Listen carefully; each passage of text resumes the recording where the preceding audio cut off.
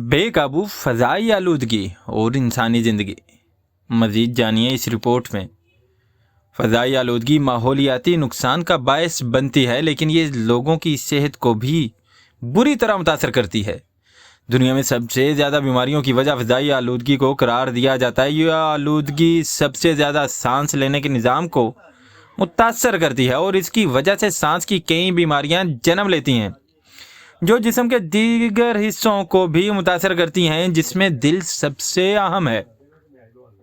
فضائی آلودگی سے پیدا ہونے والی بیماریوں کی وجہ سے ہر سال تقریباً 65 لاکھ افراد ہلاک، جبکہ 23 ملین سے زائد لوگ سانس لینے میں دشواری اور دیگر شکایات کے ساتھ اسپتالوں کا رخ کرتے ہیں۔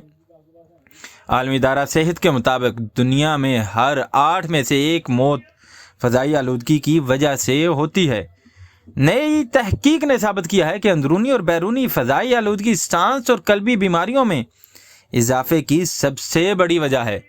فضائی آلودگی کی وجہ سے ہونے والی چند اہم بیماریوں میں اسکیمک فالج، پلمونری ڈس آرڈر اور پھیپھڑوں کا کینسر شامل ہے۔ ان کے علاوہ بھی کئی ایسی بیماریاں ہیں جو جان لیوا ثابت ہو سکتی ہیں۔